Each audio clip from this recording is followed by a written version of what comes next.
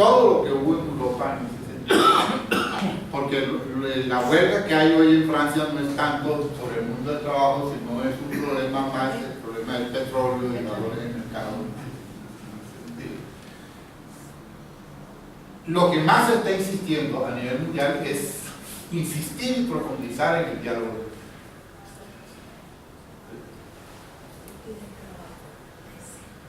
De sentar a los sujetos del mundo del trabajo a resolver los problemas que viven. No el diálogo social de uno, no el diálogo social de imposición, no, el diálogo social para resolver y poner en el escenario un problema. Pero ¿cómo vamos a resolver el desplazamiento de mano de obra por la introducción de nuevas tecnologías? Yo, como estoy tan metido en el tema ahora, recientemente le preguntaba al cardiólogo, a mi cardiólogo de la Chayo, a mí me hicieron una operación hace 10 años, me abrieron, me quitaron bomba, y entonces me dice el médico, pero es que eso ya no se hace. ¿Y cómo? Así que no se hace. ¿Sí? Acabamos de traer un robot con 8 manos que introduce unas varillas y él mismo hace toda la operación. Y a usted al segundo día está bueno. Oiga, ¿por qué no me dijeron? Empecé a hacerme una raja. Claro, pero bueno, el anécdota es simpático, pero lo que me dijo él, pues, eso significa que los cirujanos de corazón tendrán más tiempo de vida profesional. No, que tendrán más tiempo de vida profesional porque ya un cirujano a partir de cierta edad comienza a temblarle las manos. No, ahora la puede hacer desde aquí y tendrá mayor vida profesional. Si se actualiza. Vean cómo los fenómenos van cambiando. Entonces, ¿cuál es la realidad nuestra? Esto a nivel mundial, sí, la profundización del diálogo y ha dado resultados. No ha sido fácil, pero ha dado resultados en ese sentido. Yo tengo experiencia, conozco muchos fenómenos en la mayoría de los países europeos y pues están ahí. Por eso mucha de la clase obrera de los países tercermundistas lo que dicen es que no, ustedes ya se entregaron totalmente al capitalismo porque tienen otra mentalidad. Nuestra realidad es que nuestro sindicalismo quedó anclado, como le voy a decir ahora, quedó anclado en el Código Laboral. Y el Código Laboral generó un modelo sindical.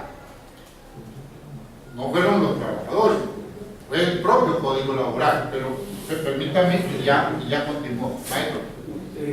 Doctor, cuando uno lo escucha frente a las reflexiones que hace,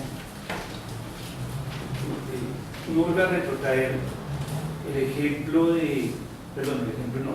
los análisis de situación que hacen de justicia y otra serie de entidades sobre la construcción de este país.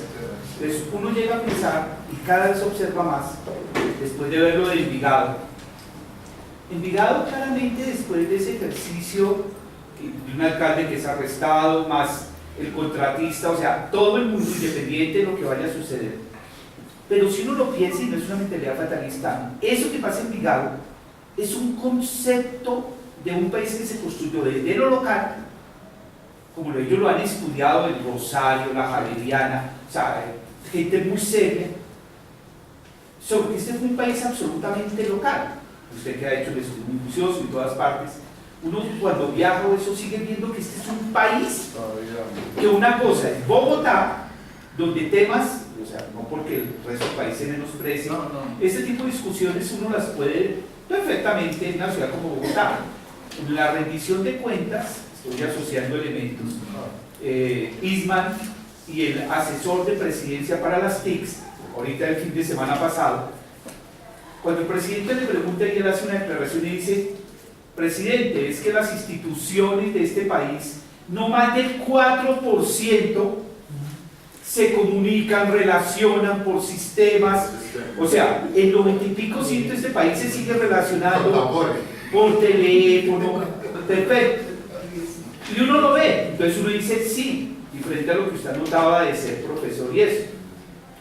Se lo decía al ingeniero el otro día, frente a la experiencia que estamos teniendo. Y es muy sana, es muy respetuosa, pero yo le decía, ingeniero, yo no discuto la importancia de una plataforma. Tarde o temprano llegaremos a los horarios, cómo se distribuyen. Y usted me hizo recordar, porque fue una muy buena conversación, después de una presentación que hizo. Le decía: dígame cómo hace una universidad de la que usted es fundador y gran parte, cuando, por ejemplo, tiene que decidir frente a ese proyecto educativo misional del tipo de estudiante que llega, a la contratación de un tipo de profesor que debería asegurarle que el proyecto educativo de esa población que llega va a ser real y efectivo, frente a un hecho de que tengo que darle carga a tal profesor, y así ese señor no haya dictado eso, pero como estudió Derecho, ¿cierto? En alguna parte el tipo vio en algún día laboral, entonces como hay que ponerle 2 horas, usted dice: ve, dicta laboral, ¿cierto? Y el tipo va a hacer un entuerto, pero es que como hay que acomodarlo, eso es. Pero también el otro lado, le decía al ingeniero: ¿y qué tal que yo pierda aquí a la mitad de mi equipo? Y se lo dije un día a una profesora a la que aprecio y respeto mucho a la facultad. Le dije: ¿qué pasa si yo llego a perder profesores, que a usted lo conozco muy bien, otros mis colegas y amigos, cuyos perfiles, independiente de mi amistad, sé que son de una calidad fuera de serie, y que la ventaja de haber llegado a esta universidad hace que tenga un goodwill, cierto, un know-how, tenga un elemento de valor agregado, no solo en el perfil profesional, sino en el visionario de la universidad? Y yo le decía: yo entiendo la plataforma, entiendo la importancia de organizar bloques, horarios, pero si yo tengo esa que me facilita el trabajo, la pregunta es: ¿y qué hago yo con ese tipo de profesores cuyo sentimiento y ejercicio es desarrollar y encarnar todo aquello que una universidad propone? Ahí hay 2 fenómenos antes de continuar. En la Universidad Libre inclusive está sucediendo algo parecido sobre el fenómeno de plataformas y nada. En la Libre es peor, porque nombraron directores de investigación a personas que en su vida han hecho un artículo, pero son ingenieros, y entonces generan un control a partir de una plataforma de los demás investigadores. Eso se va a volver un caos en ese sentido. A nivel de universidad, lo que siempre se ha dicho es: mire, hay 2 grandes tipos de profesores en ese sentido. Puede ser que la clasificación mía sea exorbitante. La universidad siempre tendrá que tener en cuenta lo siguiente: hay profesores contemporáneos, gente muy joven, gente que están al día y ponen a pensar a los chicos, y son muy adaptativos a las nuevas herramientas y todo ese tipo de cosas. Pero hay necesariamente un grupo de profesores que no es que sean los profesores más antiguos ni los más viejos, no. Es que son un grupo de profesores que son el alma ética de una facultad. Y cuando uno habla del alma ética de una facultad, es el del comportamiento de la sociedad. Porque es que ser profesor no es entrar a una aula de clase. Ser profesor es las 24 horas del día tener un comportamiento ético. Y si por alguna circunstancia hubo un error y cometió un error ese profesor, pues lo prudente que es el profesor es ser ético. porque es que ser uno guía ético de los estudiantes, que los estudiantes te están mirando todos los días. Tu comportamiento, qué haces, cómo lo haces. Y eso no se va a resolver con una plataforma.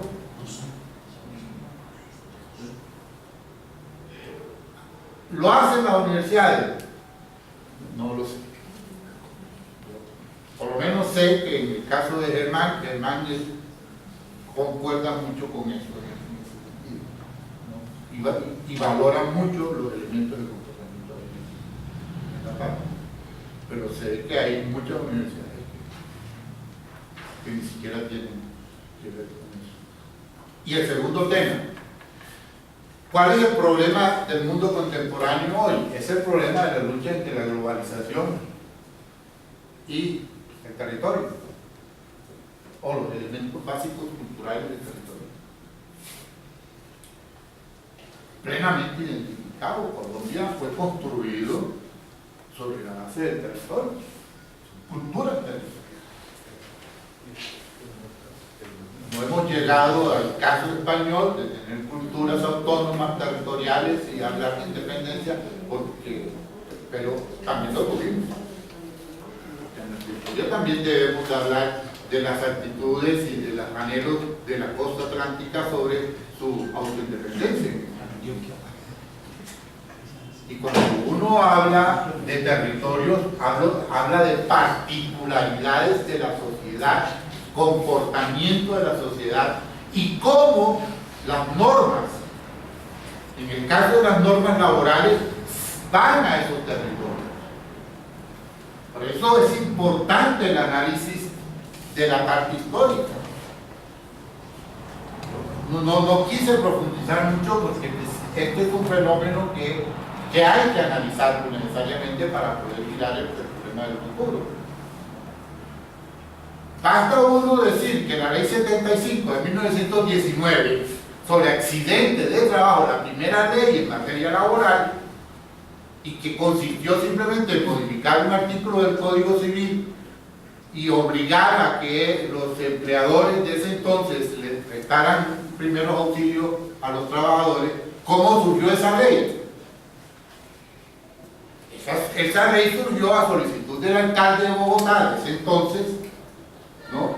En el año 18 a los parlamentarios de Cundinamarca y Bogotá, diciéndole, oiga, yo no puedo seguir pagando los accidentes de los trabajadores de Bogotá, porque había un accidente y lo llevaban al hospital público y lo pagaba era Bogotá. Entonces el alcalde dijo, yo no puedo seguir pagando eso, es que ya lo tengo. ¿Por qué? Porque hubo un auge de la construcción en Bogotá, comenzaron a construirse edificios un poco más grandes. Y como siempre ha sido, el mercado laboral de Bogotá se acoge a los campesinos boyacenses. Y comenzaron a traer un poco de campesinos boyacenses, los metieron ahí en esos andamios y esos pobres hombres. ¿Y quién pagaba? El hospital público. Entonces el alcalde dijo, no, produzcan una decisión. Y produjeron la decisión, la ley 75. En la exposición de motivos, cuando uno mira la exposición de motivos de la ley, la exposición de motivos aparece el alcalde de Bogotá, que estaba pidiendo, pero también aparece un gran personaje que perdió la guerra en los 1000 días, el general Uribe Uribe, como el gran padre de la seguridad social y del derecho laboral colombiano. ¿Por qué? Porque cuando perdió la guerra de los 1000 días, el Partido Conservador, a él le tocó, como siempre ha sucedido en este país, los dos partidos tradicionales adecuada y equitativamente se repartieron el país. A él le tocó la embajada de París. Lo mandaron a París, al viejo, y en París, cuando llega él, estaban discutiendo el tercer código laboral y estaban discutiendo el sistema de seguridad social, y estaban discutiendo todo el problema del mundo laboral en ese entonces. El viejo viene en 1910 a las elecciones presidenciales que había en esa época, se echa un discurso en el Teatro Colón a todos los artesanos del barrio Egipto, llenan el Teatro Colón, y el viejo comienza a decir, es que en Colombia hay que tener un código laboral, hay que tener sistema de seguridad social, ¿no? Y a ese señor hay que llevarlo a la Corte Penal Internacional, hombre, por irresponsable que era Colombia en 1910. Bogotá llegaba hasta la 26. Medellín un poco tenía algo allá de artesanía, de cosas y de tela. Cali, Barranquilla, lo demás era selva. ¿Cuál derecho laboral?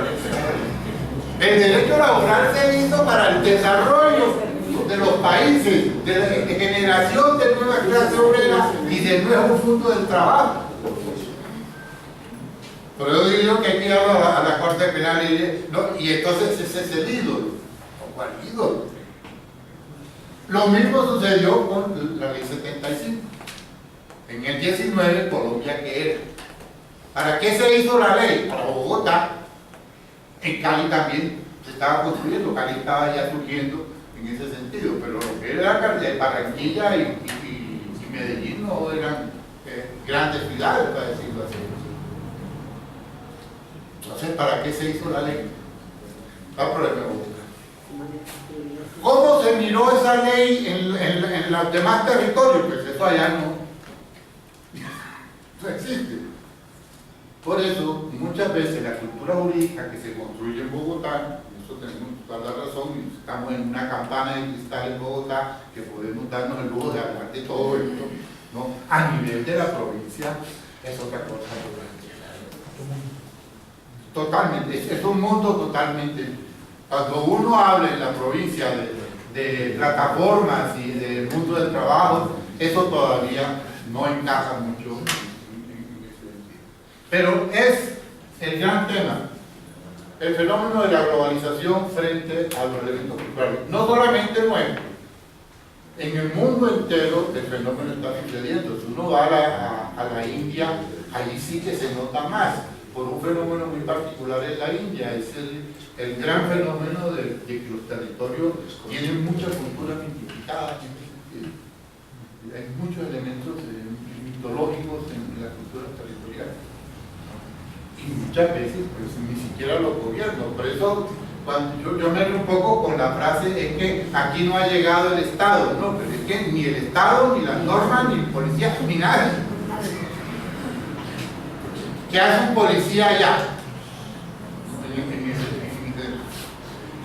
Para la compañera. Cuando todo esto lo tratamos de aterrizar en el caso ya concreto de Colombia, ¿sí? Lo primero que tenemos que hacer y lo primero que se hace en esta propuesta de módulo es analizar la vigencia que tiene desde el punto de vista histórico las influencias de la OIT en estos 100 años en el caso de la cultura jurídica laboral. ¿Por qué razón? Porque es que es a partir de 1919 cuando comienzan a producirse los grandes estándares internacionales a partir de las normas laborales.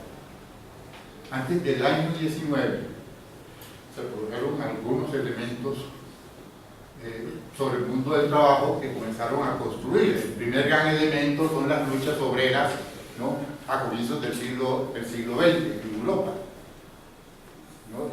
Las grandes posiciones de los socialistas utópicos, las encíclicas papales, todos unos elementos sociales, filosóficos que fueron construyendo al final un elemento básico, el proteccionismo y la necesidad de proteger el trabajo humano y el estado de bienestar que va a surgir posteriormente.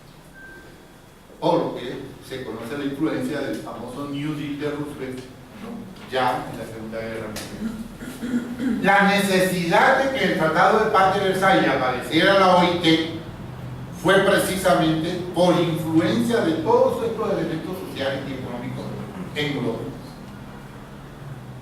Y la construcción a partir de la OIT de normas laborales a nivel internacional y que se generaron como estándares para el nacimiento y aplicación en todo el país. Pero Colombia tiene una característica, siempre no sobresalimos por algo. Nosotros aparecemos como fundadores de la OIT y firmantes del Tratado de Paz de Versalles. Metiche que somos, porque nosotros no le ni entramos a la guerra ni le declaramos la guerra a nadie, pero aparecemos firmando el Tratado de Paz de Versalles, porque el Congreso sacó una ley y le dijo al presidente de la República: oye, usted firme allá el Tratado de Paz, y somos entonces fundadores de la OIT. Hoy cumplimos el año que viene 100 años como parte de esta organización. Entonces, cuando uno comienza a analizar, pero ¿cuál ha sido el papel de ella? ¿Cuáles han sido los tratados internacionales que ha producido? ¿Cómo esos tratados se votaron en el Código Laboral? Es largo el tema. Pero podemos dos grandes etapas, ¿no? A pesar de que cada una también tiene sus etapas, hasta 1991. Hacia atrás, el papel de la OIT es, digámoslo, muy relativo en el nacimiento de la norma. La razón fundamental era que Colombia ratificaba muchos de los tratados que había producido la organización, pero internamente no tenían mayor efecto porque tenían que ser reglamentados internamente. O sea, era ratificado mediante ley, pero tenían que ser internamente reglamentados. Todo el dualismo, o toda la teoría dualista en ese sentido a nivel internacional. Y la verdad es que Colombia para 1999 había más o menos ratificado 50, 55 tratados, ¿no? Pero que el reflejo en el Código Laboral era muy poco y no era aplicable. Nuestros operadores judiciales no lo podían hacer. No lo aplicaban directamente en ese sentido los tratados. Pero el rompimiento se da en la Constitución del 91. Y la Constitución del 91 sí obliga, aquí surge una obligación jurídica de aplicar los tratados ratificados por Colombia. O sea, se resolvió el problema.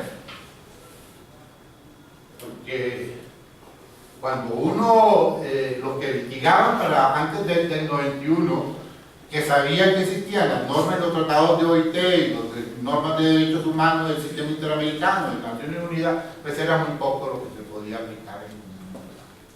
Pero es a partir del 91 cuando se modifica todo el criterio de fuente.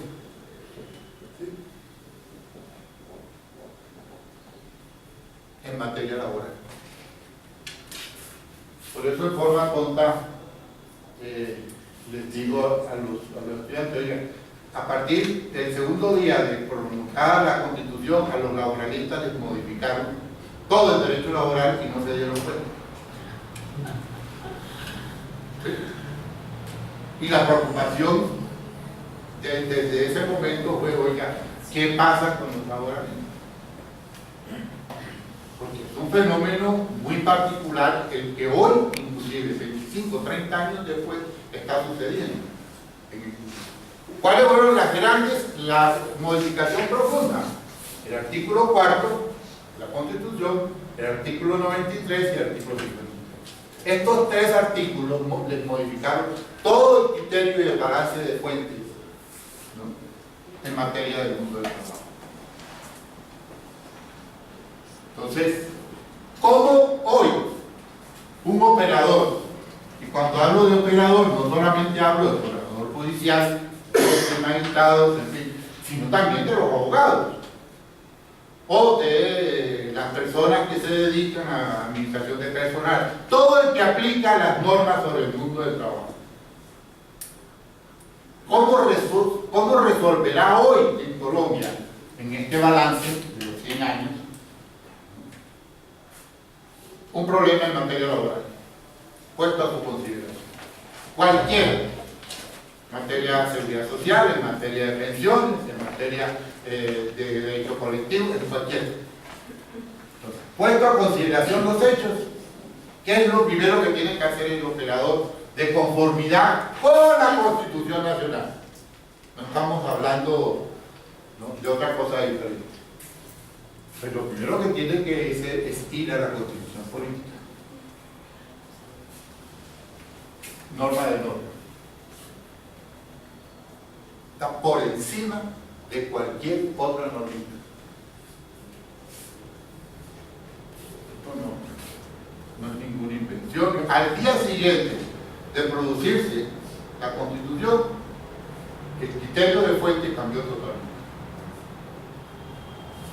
Cuando hablamos de Constitución, estamos hablando de derechos fundamentales, de normas constitucionales propias de ella que pueden generar solución a los conflictos laborales.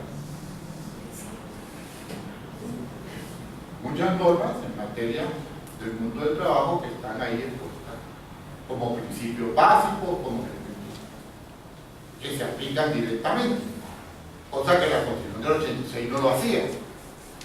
No podía hacer, no era norma en ese sentido. Esta sí puede solucionar. Pero a ella se le incluye el artículo 53 de la Constitución, que establece que los convenios ratificados son parte del régimen interno. O sea, son ley. Que no necesitan ser reglamentadas. Eso son ley interna. Pero también se le aplica el 93. Este fue como digo yo en forma tonta, la tapa de la olla. Porque el 93 lo que estableció es que todas las normas sobre derechos humanos, ¿no?, en forma estricta, son parte de la Constitución Nacional. Estricta y en forma recta. Forma estricta porque son parte de ella. Y en forma larga porque es a partir de ella que se interpretan todos los derechos fundamentales. Todas las normas sobre derechos humanos. ¿Cuáles normas de derechos humanos? El sistema de Naciones Unidas, incluido OIT, del sistema interamericano y del sistema.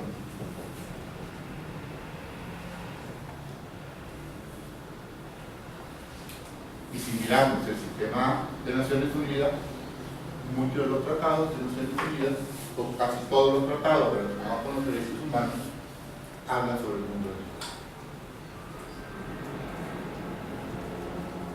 Los derechos humanos, las cartas sociales políticas, todos los tratados sobre discriminación, niños, mujeres, el estatuto de refugiados, todos hablan sobre el mundo del trabajo. Ni qué decir de la OIT, que todas sus normas están hechas para precisamente controlar el mundo del trabajo. Ni qué decir del sistema interamericano, que es riquísimo en materia del mundo del trabajo, inclusive más rico que el sistema de OIT. Basta leer la Carta Social de Bogotá del año 48 para saber uno que había ahí vacaciones, contratos, seguridad, pensión, horario, de todo. Tratados internacionales. Y del sistema andino, que es muy poco conocido, sí, sistema muy temporal, de la llamada Carta del Ciudadano Andino, que también tiene elementos. Por aquí es de comenzar. Cuando hablamos de los tratados, entonces tenemos necesariamente que mirar las decisiones judiciales sobre los tratados. ¿Cuáles decisiones judiciales? Fundamentalmente, en el caso nuestro, sería la Corte Interamericana, la Comisión y la Corte Interamericana, que es la que tenemos directamente en la mano, o la Corte Internacional de Justicia, que la verdad es que es muy poco lo que se ha pronunciado, casi no se ha pronunciado sobre el mundo del tratado, que sería la competencia para los tratados de OIT. verdad es que, en forma anecdótica, la Corte Internacional se ha pronunciado una o dos veces en la década del 30, inclusive sobre un tratado de vehículos. O sea, el sistema rico en ese sentido es el sistema interamericano. Basta meterse uno a la página y encontrar toda la jurisprudencia que hay en materia del mundo del trabajo. Ahora, recientemente, uno de los grandes casos que fue en Perú contra un trabajador que era representante de los demás trabajadores en el comité de empresa, lo votaron y la Corte ordenó su reintegro sin protección. Ni siquiera era sindicalista, era representante de los trabajadores. Por primera vez, la importancia que tiene la edición, por primera vez se aplica la Carta de Derechos Sociales en el sistema internacional. Y los criterios cuasi judiciales. ¿Sí?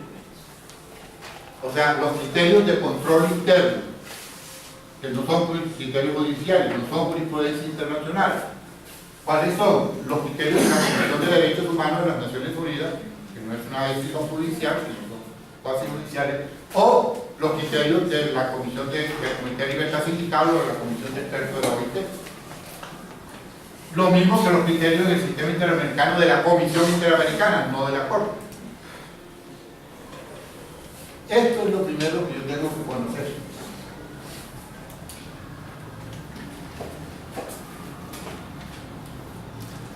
Es lo primero que tengo que hacer. La pregunta es si esto lo estamos haciendo.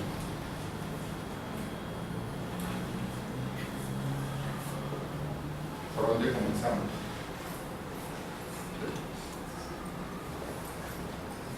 En materia laboral. Por eso yo no, cuando hablo con un profe laboral, pues, porque yo sé que es un poco difícil. Ahora, si no encuentro aquí la solución, más probable que la encuentre, pero si no la encuentro, para resolver estos hechos, entonces voy al segundo escalón. ¿Cuál sería el segundo escalón? Enfrentar los tratados de OIT, que son parte del régimen interno, de los convenios que no son parte del bloque de constitucionalidad, porque la Corte Constitucional no está establecido que ella decidirá cuáles son sobre derechos humanos. Y hasta ahora ha decidido que son derechos humanos unos, yo diría, 7, 8 convenios. Incluidos todos los de derecho colectivo, 87, 98, y todos los de, y otros en ese sentido, el 169, por ejemplo, sobre la consulta. Algunos sostienen que había desaparecido, pero sí se olvidaron que el convenio sobre las consultas es parte de la Constitución Nacional del 169. Porque son convenios parte de la Constitución. Entonces, los que no son parte del bloque se enfrentan al Código Laboral. Principio de favorabilidad. Hay que enfrentarlos. Ambos son leyes internas. Y si ya no encuentro, entonces me voy al tercero, al Código Laboral. Con una sola condición. Leído desde los derechos humanos, artículo 90. Todos los derechos fundamentales, como en el caso del mundo del trabajo, deben ser leídos bajo los tratados de derechos humanos. Bloque constitucional y sentido. La pregunta es, ¿eso lo están haciendo los operadores? Eso es lo que estamos nosotros enseñándole a los chicos, para que actúen posteriormente y no confíen más en ellos que en los operadores actuales. Otra cosa, porque la experiencia de hablar con los magistrados, con los jueces, de insistirles, mire, esto es así, esto es así. Hoy en la práctica lo que está sucediendo es algo más aberrante. Era preferible dejarlos en la ignorancia. Porque lo que está sucediendo hoy en la práctica es, cojan la decisión de Avianca, ¿no? Ahora, al final les dejaré baja la decisión de Avianca y entonces encuentran hoy que por todos lados y al final toman la decisión según el código laboral. ¿No? Un distractor tonto de decir, oiga, no, que la OIT dice, que la OIT dice, que la OIT dice, y al final, la decisión final, código laboral. Bueno, ¿y usted para qué me citó la OIT en la decisión? ¿Ya? ¿Por qué no citó de una vez el código laboral? Eso se llama corrupción. Así lo quieren disfrazar de que ellos tienen el poder de tomar decisiones, ¿no? Eso se llama corrupción. Entre otras cosas porque han tenido que ir reintegrando a todos los trabajadores, a los pilotos. En este momento han reintegrado más de 50 porque le violaron el derecho de defensa. Y la OIT, porque la queja está en el comentario del sindical, los va a reintegrar nuevamente a todos porque fueron despedidos sobre la base de la discriminación sindical.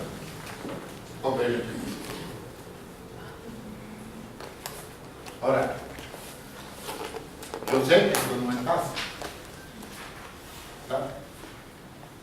Esto no es, o sea, no es una cosa que de la noche a la mañana, pero requiere que nuestros jueces estudien, pero que también nuestras facultades profundicen sobre esto. Por eso la esperanza está en esos muchachos. Se lo digo porque yo dicto también en el externado y veo que hay grande esperanza y los muchachos de acá la católica y en fin. No todos. Me dijo un viejo maestro mío, Ignacio Ramírez, hace muchos años, mira, confórmate que de 1 millón de estudiantes, por lo menos 10 te paren bola. Bueno, ¿no? Porque el ser humano es muy complejo. El ser humano escucha y si no le interesa, pues desecha. Por eso hoy, cuando hablamos de los elementos de pedagogía, es muy complicado hablar de eso. Muy complicado. Por la propia concepción de los chicos sobre eso. Fíjense un solo ejemplo sobre la complejidad que nos lleva a esta situación. El Código Laboral estableció un modelo de organización sindical, como también en materia de derecho individual, estableció un modelo de relación. En materia de derecho individual, el modelo era contrato a término indefinido para todo el mundo, salvo las excepciones que había para contrato a término superiores a 1 año y muy excepcionales los inferiores a 1 año. Pero el modelo de organización sindical tenía la característica, y lo copiamos, del modelo continental.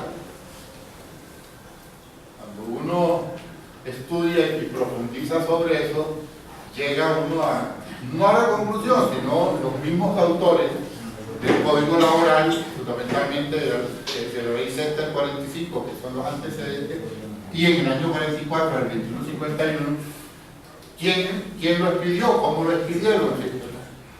Y ellos mismos reconocen que ellos copiaron eso del modelo francés fundamentalmente. Es un modelo que está basado en el sindicalismo de empresa, pero se les olvidó un problema. En el año 44, ¿cuáles empresas hacían entonces? Ahí vienen las grandes contradicciones. Francia, en el año 44, pues estaba en plena guerra, pero Francia, antes de la Segunda Guerra Mundial, era una potencia económica con grandes empresas, grandes sectores empresariales y laborales en ese sentido. Nosotros no. ¿Cuáles eran nuestras grandes empresas? Bavaria, que ya existía, creo que Fabricante existía, los puertos, no teníamos tampoco. Nosotros seguimos siendo todavía una sociedad de pymes. El sector empresarial nuestro es muy pequeño. Por eso, pues, eso es uno de los grandes fenómenos de nuestras propias organizaciones sindicales. En fin, pero también establecieron un modelo interventor, que era el modelo continental. ¿Cuál era ese? En que el Estado decide cuándo le da personalidad jurídica, el Estado decide cómo son sus estatutos, el Estado decide todo a la carrera. Cuándo se funda, para qué se funda, cuáles son sus objetivos. Modelo interventor continental. La razón es que el derecho positivo continental, ¿no?, estableció como control social de los trabajadores ingerir en todos los aspectos organizacionales de ellos en materia de derechos. Por eso en Francia pues, estaba el sindicalismo de empresa y se establecía todo el derecho. Esto pues, era el modelo que teníamos y así actuaban. ¿Y a qué llevó este modelo? A que nuestros trabajadores, nuestros sindicatos se convirtieron en elementos de pedir. Después, en el Código Laboral, leen cuáles son las funciones de los sindicatos y las funciones de los sindicatos es pedir. Señor, yo te pido, te verás si me da, y si no me da, yo te hago una oferta. Ese es el modelo. No es el modelo social de participación en la sociedad. ¿Por qué? Porque, entre otras cosas, prohibía que el sindicato participara en la vida política. Estaba prohibido. Entonces, claro, nuestro sindicalismo lo único que hacía era presentar pliegos de peticiones, negociaban el pliego de peticiones y se iban a su casa. Ya vi. Ahí llega. Había otro sector muy combativo que tenían otros criterios de tipo político en ese sentido. Llega la Constitución y coloca, ¿no?, a nivel constitucional el convenio 87, que es parte del bloque, y el convenio 98. Y resulta que estos dos normas que fueron elaboradas a solicitud del Consejo de Seguridad de las Naciones Unidas. Yo pensé que ya, a ver, ya voy a terminar. Fueron construidas estas dos normas, estos dos tratados. Cuando uno lee las actas de cómo se discutió, las normas de OIT son siempre sobre la base del tripartismo, por lo tanto nacen de una discusión entre empresarios, trabajadores y gobierno. Es tripartita, es la única organización tripartita que hay. Fue construido por la cultura jurídica anglosajona, por abogados anglosajones. ¿De dónde sacaron? Pues, su propia cultura jurídica. ¿Cuál es el modelo sindical de los países anglosajones? La autonomía. Yo siempre en los países anglosajones los trabajadores se reunían y fundaban sindicatos. El Estado no intervenía ni en el reconocimiento jurídico, pero el reconocimiento jurídico lo daba era la propia fundación. Plena autonomía en redactar sus estatutos, sus reglamentos, sus objetivos, todo. Es un modelo totalmente diferente.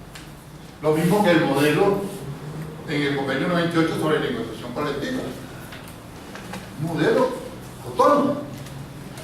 Usted, Estado, no puede intervenir aquí en la negociación, que es una negociación de dos partes y surge sobre la voluntad de las dos partes. Por eso el acto legislativo número 1 sobre las pensiones,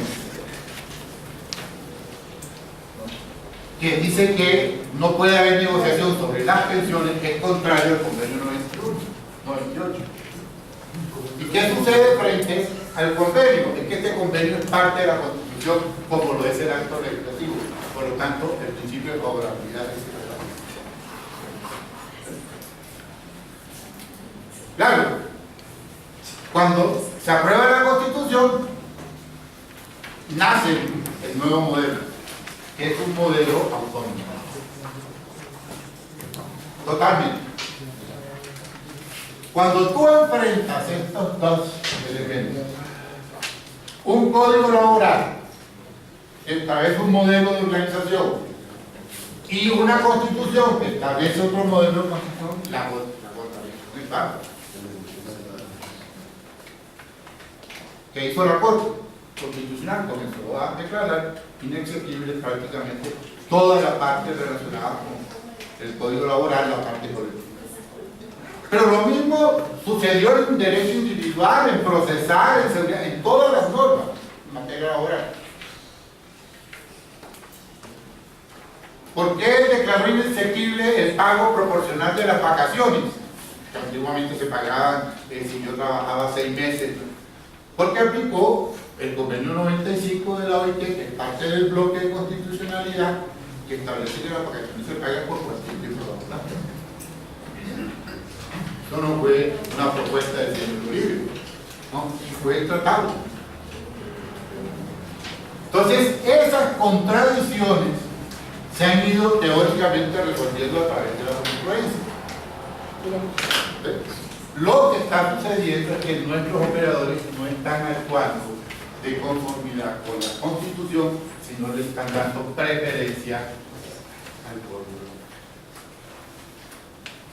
Cuando hablamos de un sindicato autónomo, estamos hablando de un sindicato que no solamente se dedica a pedir, sino a actuar en la sociedad, a participar en la vida política, a resolver muchos de los problemas de los trabajadores, él, como organización social que es. Entonces, ¿qué pasa con nuestro sindicalismo? Que lo han anclado en el código. A pesar de que hay algunos elementos sindicales que pueden ir evolucionando, pero la mayoría de nuestro sector sindical que lo han anclado en el código. Entonces, por ejemplo, ¿quiénes pueden ejercer el derecho a asociación sindical según el código? Los trabajadores subordinados. Acuérdense. Hoy, ¿cómo comencé? Aquí, ¿para quién se hizo la norma laboral? Para los subordinados, los que tienen contrato. ¿Para quién se hizo las normas de OIT? Para todos. Subordinados o no subordinados, autónomos, independientes, proveedores, todo el mundo del trabajo puede ejercer el derecho de asociación sindical y como consecuencia beneficiarse de todos los derechos de la organización. Claro, cuando uno comienza a decir, resuélvame usted el siguiente caso: el presidente de un sindicato tiene un contrato administrativo o un contrato civil de prestación de servicios. Presidente del sindicato. Y resulta que lo votan. Pregunta: ¿puede afiliarse a un sindicato un trabajador con contrato de prestación de servicios? Respuesta: según el código no. Según la Constitución sí. Pregunta: ¿tiene fuero sindical porque es el presidente del sindicato? Respuesta: según el código no, que no tiene contrato. Según la Constitución sí. Usted no me puede echar al presidente del sindicato porque tiene contrato de prestación de servicio. Fíjense la magnitud que tienen las contradicciones en ese sentido en el mundo del trabajo. Señores, no les puedo quitar más tiempo. Yo me puedo quedar aquí. La verdad es que me ha fascinado la presencia y hay muchos temas para poder manejar. Y pues, les agradezco la paciencia.